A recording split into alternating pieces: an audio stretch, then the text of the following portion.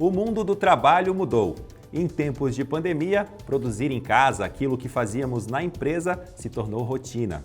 Aos poucos, alguns setores da economia voltaram a funcionar, mas muitas atividades profissionais continuarão sendo feitas em home office ou teletrabalho. Afinal, essa nova realidade veio para ficar?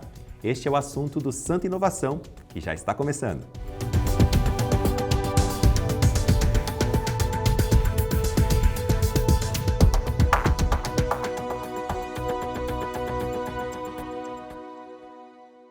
Trabalhar em um estado e morar em outro. Exercer atividades profissionais de casa, com novos aplicativos, fazer reuniões online, sem se deslocar, participar de processos de seleção a uma vaga de forma remota, receber treinamento pela internet e conhecer os colegas apenas pela imagem deles na telinha. Para muitos, em especial para quem trabalha com tecnologia, é a nova realidade do mundo do trabalho. E para falar com a gente, de maneira remota, aproveitando esse assunto, estão conosco aqui no programa Santa Inovação, a Simone Ghisi Feierschitz, professora de Gestão de Pessoas da Universidade do Estado de Santa Catarina, UDESC, ESAG. Seja muito bem-vinda ao Santa Inovação, Simone. Muito obrigada. E também a Adriana Rodrigues Machado Tomé, que é presidente da Associação Brasileira de Recursos Humanos, a ABRH, de Santa Catarina. Seja bem-vinda, Adriana. Obrigada, Felipe. Então vou começar com você, Simone. Afinal, houve uma aceleração aí no uso de novas formas de trabalho, O que pode se dizer então aí se já estávamos preparados ou isso foi uma novidade, a gente teve que acelerar esse processo? Sim. Bem, eu acho que a gente tem que iniciar essa conversa falando do teletrabalho não como algo que começou agora. O uso das tecnologias de comunicação e informação nas modalidades de trabalho já vem sendo desenvolvido há algum tempo por vários tipos de organizações, empresas privadas, organizações do setor público, por exemplo. Só que, digamos assim, o teletrabalho executado em casa, o chamado home office, ele por ser uma modalidade de teletrabalho já utilizada há algum tempo, com a pandemia não é mais uma questão de escolha ou de opção ou de estratégia das organizações. Nós fomos agora, nesse momento, obrigados a usar o teletrabalho por uma questão até de sobrevivência, por uma questão de contexto em função da pandemia. Então, eu entendo que muitas empresas e muitas organizações elas já estavam preparadas num sentido estrutural, num sentido mais estratégico para desenvolver essa modalidade de trabalho remoto. Porém, não é algo que todas as organizações de todos os setores estivessem preparados ou prontos para receber e aliado a uma obrigatoriedade em função de um contexto tão sério, tão grave que foi a pandemia, que está sendo a questão da pandemia. Então, eu penso que o surgimento do teletrabalho ou a aceleração do teletrabalho agora, como uma necessidade que nós estamos tendo por uma obrigação, uma necessidade social, exatamente, acaba nos refletindo em alguns efeitos, em algumas consequências que nós não estávamos preparados para enfrentar. Tanto do ponto de vista profissional, do ponto de vista do desempenho profissional, quanto do ponto de vista pessoal. E eu acho que é por aí que a gente pode conversar sobre o impacto de tudo isso neste momento que a gente está vivendo. Perfeito.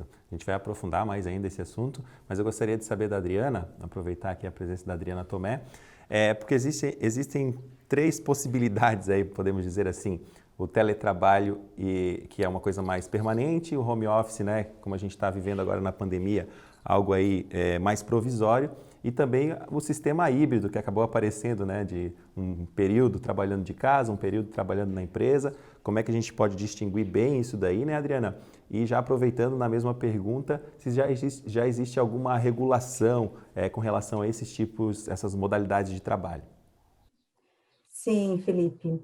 Como a professora Simone falou, o teletrabalho já é algo antigo, vamos dizer assim. Então, algumas organizações já tinha isso bastante estruturado, porque inclusive o teletrabalho já está regulamentado na CLT, tem legislação, né? Porque realmente o teletrabalho é você trabalhar totalmente, 100% em casa, né? Não ter nenhuma relação direta, né? Nas dependências da empresa. Então, a grande diferença, né? Do teletrabalho para o home office é isso, que o teletrabalho ele tem uma regulamentação, ele tem uma legislação que já coloca algumas exigências, né, para a empresa, e também o colaborador, né, o trabalhador, ele vai ficar permanente trabalhando em casa. Então, toda a sua estrutura, né, de escritório precisa ser em casa.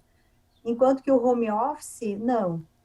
O home office ele não tem nenhuma legislação, então ele pode ser apenas instituído, né, pela organização através de uma política interna, né, a própria organização pode regulamentar, definir as regras, né, internamente, mas aí como política, né, e o colaborador também não fica full time trabalhando em casa, né, ele pode trabalhar alguns dias na empresa, alguns dias em casa, e aí mudam também algumas regras nesse sentido das obrigações, né, da empresa com o colaborador, e também no aspecto de contrato de trabalho, ou a questão também das horas, né, no teletrabalho, você não tem direito à hora extra, né, no home office você mantém o seu controle de jornada normal, registrando ponto, né, para os cargos que registra. Então, tem essas diferenças, né? E eu entendo que, como a professora falou, né, a pandemia, as pessoas se obrigaram, né, a fazer... na verdade, na pandemia, a gente ficou no teletrabalho, né? Porque ficou full time. Eu permaneço ainda, né, em casa, trabalhando direto, né? Já ia 6 meses. Então, a gente se obrigou a fazer eu dando um exemplo, né, da empresa que eu trabalho, nós não tínhamos isso estruturado, não tínhamos política, né, no entanto, todos os colaboradores, né, 100%, no início ali da pandemia, foram trabalhar em casa, né. E essa questão do sistema híbrido, eu penso que ele é até um pouco parecido com o home office, né, que você trabalha um pouco em casa e trabalha um pouco na organização, né, mas, claro, tudo isso também definido, né, com políticas mesmo, com o gestor, né, para que você também possa se organizar e a própria organização, né, e até uma questão, trazendo um exemplo da organização que eu trabalho, nós temos discutido muito esse aspecto, né, e que a gente vê que isso vai permanecer, né, pós-pandemia. O home office e o teletrabalho, ele vai ser até uma forma das organizações começarem a diminuir as suas despesas, falando de dependência física, né, de estrutura física. Hoje a gente já está percebendo já muitas organizações, né, que fecharam as suas estruturas, né, e então eu acredito que realmente é uma ação, vamos dizer, uma modalidade de trabalho que veio para ficar, porque ela vai trazer muitos benefícios, né? Mas também, como a professora Simone já alertou, tem vários aspectos bem importantes aí para a gente tomar cuidado em termos, né, de qualidade de vida, de saúde emocional. Eu vejo que a pandemia, ela, claro, contribuiu para alguns aspectos, agravou, né, alguns aspectos, porque realmente a gente não se preparou para isso, mas tem vários pontos que são importantes também tomar cuidado aí, né, nessas modalidades. Quero aproveitar então que a gente está falando dessa questão, né, de emocional, psicológica, né, e qual que é o papel, começo com a Simone, mas para ambas essa pergunta, professora, qual que é o papel do gestor, do líder, né, nas organizações ou até mesmo no setor público, nesse momento de transição? Muita gente não estava preparado para esse novo momento, né, professora? Sim. Quando a gente estuda, né, digamos, na graduação, na escola, né, na universidade sobre teletrabalho, na gestão de pessoas, a gente vai falar em vantagens e desvantagens do teletrabalho. A Adriana acabou de comentar sobre a questão da economia que as empresas, que as organizações privadas especificamente estão fazendo, inclusive por uma necessidade, né, agora. E o que está acontecendo com essas empresas em que alguns dos seus colaboradores estão até gostando de estar em teletrabalho, né? Tem muita gente que está se descobrindo teletrabalhador. Eu nunca imaginei que eu fosse ficar dando aula de graduação e pós-graduação pela telinha, né? Eu gosto muito da interação, eu gosto de estar com os meus alunos. E, no entanto, a gente tem que fazer mil artimanhas, ser criativas para tentar uma nova forma de trabalhar e se relacionar. Então, quando a gente fala da vantagem e da desvantagem, as empresas elas assumem o teletrabalho, como a Adriana falou, como uma estratégia, né, já há algum tempo. Agora, nesse contexto que a gente está, eu vejo que tem aspectos que tanto podem ser vantajosos para algumas organizações, para algumas empresas, e desvantajosos para outras empresas, justamente pelas características que essas organizações têm. Eu entendo que, como disse a Adriana, o teletrabalho, né, ele veio para ficar. Eu acho que, assim, com essas novas descobertas que a gente está fazendo, em relação às modalidades de se relacionar e de produzir, né? Mas dependendo da natureza, das características das organizações, existem alguns tipos de serviços que são prestados e que a gente tem que se atentar para as diferenças e para a diversidade de produção e de produção de serviços que a gente tem que cumprir nas organizações. O que eu quero dizer com isso? Por exemplo, no setor público.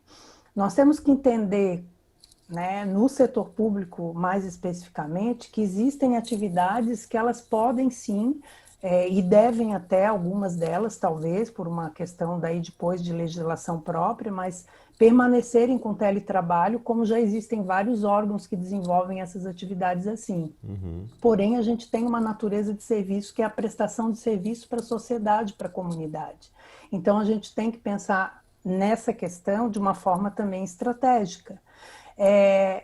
Falando até de uma consideração que eu sempre faço, e quando a gente estuda sobre isso um pouco, existe muito mito em relação ao teletrabalho, de parte de algumas, até dos trabalhadores, às vezes, de que o teletrabalho ele vai atender uma demanda muitas vezes mais específica do trabalhador do que da organização. E eu acho que a gente tem que se atentar que o teletrabalho ele é uma modalidade de trabalho que vai atender, sim, algumas demandas, né, do teletrabalhador, é uma tendência, as tecnologias estão aí para serem bem aproveitadas, mas também tem que atender estratégias e propósitos das organizações. Então, há que haver um equilíbrio. Eu acho que agora a gente tenho visto muita gente escrevendo e falando sobre isso, de que forma nós vamos conseguir equilibrar essa modalidade híbrida do trabalho remoto, né? De que forma a gente vai conseguir atender as necessidades das empresas, as necessidades das organizações, a necessidade dos consumidores e do público que recebe o serviço dessas organizações. Perfeito. E as necessidades dos trabalhadores. Só para fechar, eu vejo que a gente precisa.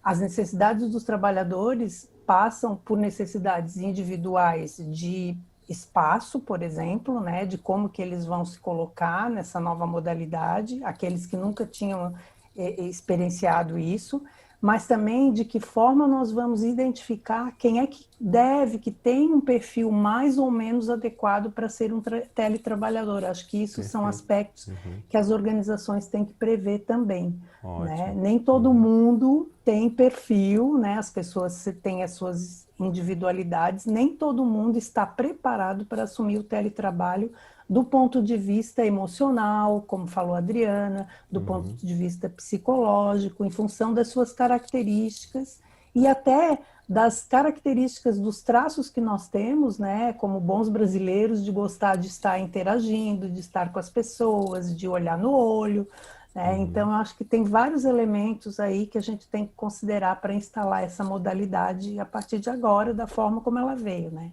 Adriana, para a gente encerrar esse primeiro bloco aqui do Santa Inovação, para você complementar, é importante esse acompanhamento do gestor, do líder, muitas vezes até do setor de tecnologia da informação da empresa, para orientar, principalmente no início, né? E já aproveito também para falar da questão de produtividade, porque num passado bem recente existia um preconceito nessa questão do home office, que a pessoa vai ter a distração, não vai ser tão produtiva, e o que a gente vê é o contrário, como você mesmo já falou, as empresas estão reduzindo custos e a produtividade, em alguns casos, até aumentando, né, Adriana?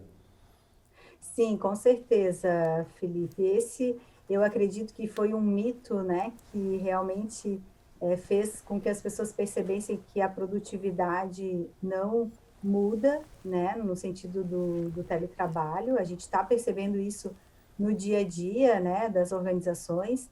É claro que tem todos esses aspectos que a professora Simone colocou, nem todas as pessoas se adaptam, né, ao teletrabalho, ao trabalho remoto, né, eu posso até dizer isso na minha organização, a gente percebeu isso, algumas pessoas, ok, tranquilo, se adaptaram muito rápido, não teve nenhum aspecto em termos de produtividade, né, pelo contrário, algumas pessoas até produzem até mais, enquanto que outras, sim, tiveram dificuldade em função realmente de perfil, né, então nem todo mundo consegue se adaptar. E aí que eu vejo que entra também o papel da liderança, sabe? E quando você define as políticas na organização, no aspecto do teletrabalho, ou que seja, né, do home office, é importante que o gestor esteja atento e conheça bem a sua equipe para avaliar e analisar quais são as pessoas que têm realmente a possibilidade de fazer esse trabalho, porque às vezes a pessoa até acha, né, que tem o perfil e que gostaria de trabalhar em casa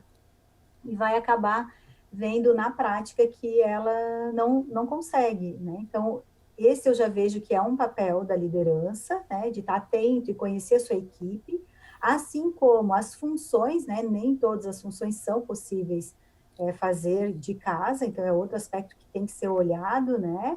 E também eu vejo de extrema importância o papel do gestor nesse acompanhamento dos colaboradores que estão em casa, né? E a pandemia também mostrou muito isso, a exigência maior, né, do gestor frente à sua equipe trabalhando em casa. Então, o gestor, né, a liderança tem um papel extremamente importante nesse processo, porque ele também precisa quebrar, né, alguns paradigmas. A relação de confiança é uma questão muito importante e que às vezes dificulta para esse gestor, porque é uma nova forma, né? Você vai ter que achar outras formas de controle. Essa relação de confiança cada vez vai ter que aumentar, né? E achar, claro, essas formas de como que você vai mensurar a produtividade, né, do seu trabalhador. Então, são ferramentas também, né, importantes que você precisa buscar para que você encontre as melhores formas de fazer um bom acompanhamento e também de gerar essa proximidade com o colaborador, né, para não gerar tanto distanciamento por já estar, né, trabalhando em casa e não presencial.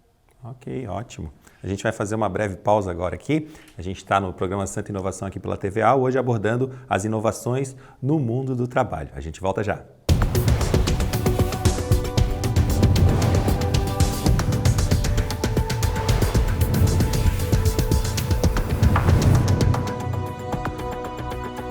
Voltamos com o programa Santa Inovação aqui na TVA, recebendo de forma remota aqui a professora Simone Guise Feierschitt, que é professora da UDESC ESAG, e também a Adriana Tomé, que é presidente da ABRH aqui de Santa Catarina.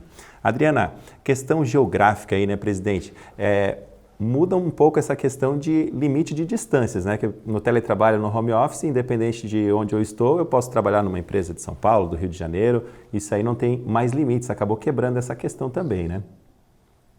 É verdade, acho que essa é uma vantagem do teletrabalho, porque as empresas, primeiro que abre-se as fronteiras e a internet, né, já nos possibilita muito isso, e esse aspecto vem realmente assim de forma bem positiva para as organizações e também entendo que para os profissionais, porque aí você, independe de onde você esteja, né, você pode buscar aí oportunidades em qualquer local. Eu já vi até alguns comentários de organizações buscando pessoas até fora do país, né, porque tem alguns segmentos onde você tem algumas funções, assim, até questão da área de tecnologia, muito específicas, com uma qualificação maior, né, onde às vezes você até tem dificuldade de encontrar profissionais no Brasil. Então, essa realmente é uma grande vantagem, porque quebra realmente as fronteiras e você tem muito mais possibilidades, né, de buscar e selecionar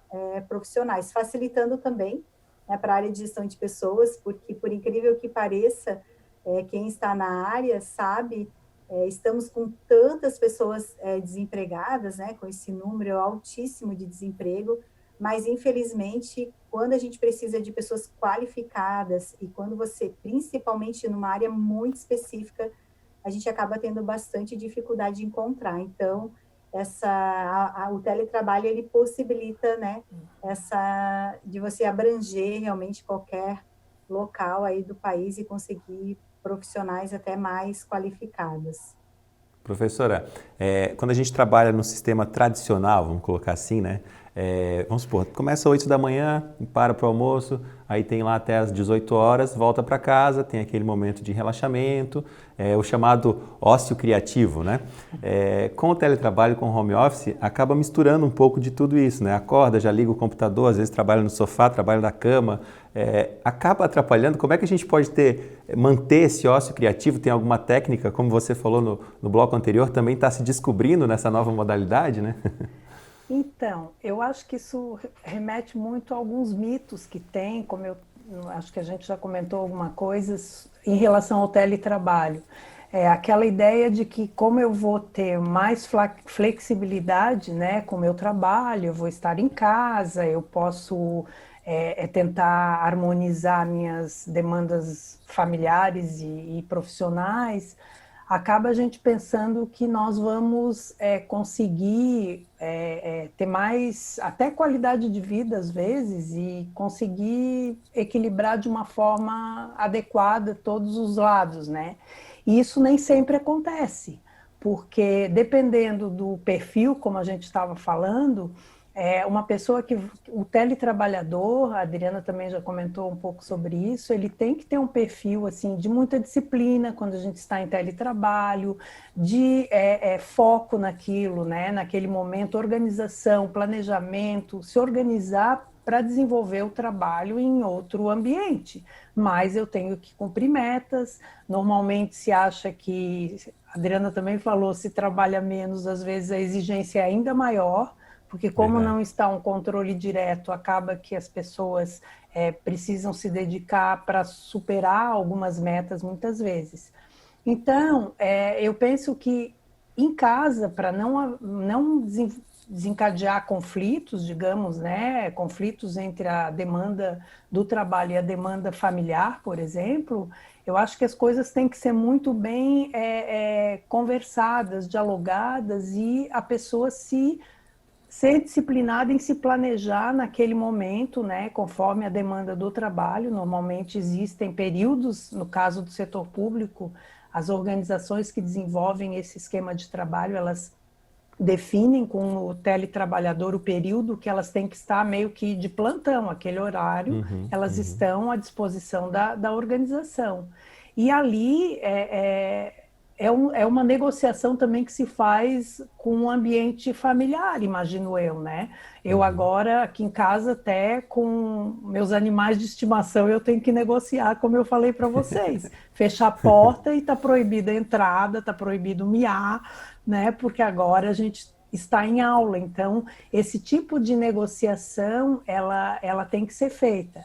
Vou convidar vocês agora para a gente assistir uma reportagem da Leneza Kras, a nossa repórter, porque a gente quer entender um pouco mais como é que está acontecendo essa nova relação de trabalho, principalmente aqui em Santa Catarina. Vamos acompanhar. O home office se tornou o principal modelo de trabalho para boa parte das empresas brasileiras durante a pandemia do novo coronavírus. Graças às ferramentas tecnológicas e de comunicação, muitos setores se adaptaram rapidamente ao ambiente remoto. Tiago é diretor de RH de uma empresa de tecnologia de São Paulo e aproveitou a flexibilidade do home office para morar temporariamente em Santa Catarina. Nós estamos trabalhando no regime home office desde o início da quarentena. Não pretendemos voltar enquanto não houver um ambiente completamente seguro para não expor ninguém ao risco. E vamos continuar sendo uma empresa remota depois da quarentena, mas já anunciamos para as pessoas que até o final desse ano o escritório continua fechado, porque pessoas queriam voltar para a cidade natal, tomar decisões pessoais de aluguel. Eu, pessoalmente, me mudei para Florianópolis, que eu nem conhecia, para aproveitar um pouco um estilo de vida diferente, morar no litoral, que aqui eu fico um pouco afastado. E passei bons 3 meses em Florianópolis, agora eu vou passar um tempo no Nordeste também, até o final do ano, aproveitar um pouco essa flexibilidade que esse modelo traz também, né? Mas será que todos os trabalhos conseguem ser realizados remotamente e todos os segmentos conseguem se adequar a essas inovações? Nós conversamos com 2 profissionais de recursos humanos de empresas de Santa Catarina que nos falaram sobre este novo momento do mercado de trabalho. O home office era uma prática esporádica para muitas empresas, muitas nunca fizeram essa opção de trabalho e hoje praticamente boa parte do mercado de trabalho, muitas empresas de tecnologia já inclusive não tem escritórios físicos e 100% dos seus colaboradores estão trabalhando home office, inclusive a nossa empresa também. E foi visto que assim, muitas mudanças no começo foi difícil, contratando muitas soluções tecnológicas, meios de comunicação interna, organizando reuniões, e foi visto que a possibilidade de fazer esse trabalho home office, as entregas têm sido tão boas quanto estar no escritório físico. Um dos modelos principais numa mudança foi o recrutamento e seleção online, 100% online.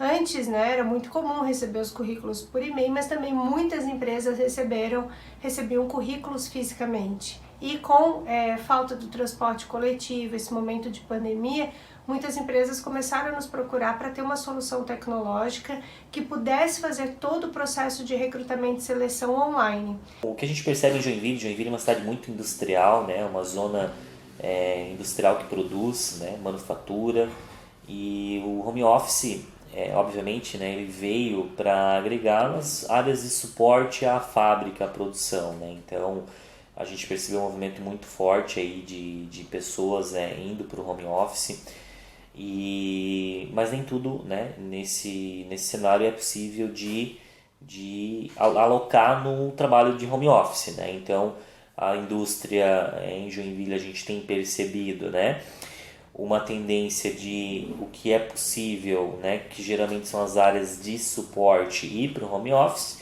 e as áreas produtivas, funções que de fato precisa ter alguém na empresa, elas permanecem da mesma forma. Então a gente percebe que home office vem para ficar em algumas áreas, principalmente áreas de suporte, programação, desenvolvimento, marketing, administrativo em algumas áreas. Então são áreas que não precisam de um maquinário, de uma estrutura. Bacana, bem interessante exemplos aqui de Santa Catarina nessa relação de trabalho, Adriana, quero aproveitar então a questão da ABRH, voltada aí mais aos recursos humanos, e falar da questão do processo seletivo, de candidatos que fazem também processos seletivos agora de maneira remota, sem mais precisar ir na empresa, e também aproveitando essa questão dos recursos humanos, o jovem do primeiro emprego, Como é que ele faz para trabalhar de forma remota, home office, se ele não tem nem a experiência organizacional ainda? Esse é um desafio, Acredito que são pessoas que devem ter sido bastante impactadas, nessa realidade, porque hoje realmente as organizações normalmente aí, nos processos seletivos tem sempre uma exigência de experiência, de alguma qualificação. Então o jovem que está iniciando, para ele deve estar sendo bem mais difícil. Os processos seletivos estão sendo também feitos todos de forma remota, utilizando todas essas ferramentas aí da tecnologia, mas eu acredito que as organizações que precisam de pessoas menos experientes vão buscar esses profissionais aí recém-formados ou que ainda nem iniciaram o trabalho, da mesma forma, fazendo aí os processos via remota, que também foi algo bastante novo, todas as entrevistas aí por WhatsApp, por telefone, por Teams, por Zoom, a gente utiliza aí as várias ferramentas, mas também se viu que isso é possível. Simone, para fechar então, última pergunta aí, vamos falar da questão do qual que é o principal desafio. Eu sei que são diversos, vários desafios, mas se você pudesse elencar um, Pode ser até na sua área, na área da educação, aí, nessa relação de trabalho ou educacional de forma remota, qual que você elencaria como principal desafio daqui para frente? Olha, Felipe, só complementando essa questão da seleção remota, nós, na universidade, nós passamos por isso agora, em tempos de pandemia, para a seleção de pós-graduandos de mestrado e doutorado, né? E realmente, assim, com todas as dificuldades, logo no início, né, da pandemia, a gente conseguiu trabalhar com bastante qualidade na seleção dos novos alunos. Com relação ao desafio, eu vejo que no caso da nossa universidade, da experiência que eu estou tendo, está muito no sentido das limitações que a gente tem encontrado com relação à disponibilidade de recursos para os alunos que estão, né, de uma universidade pública diversa, com características diversas, com dificuldades, inclusive, de acesso, de acessibilidade que é evidente.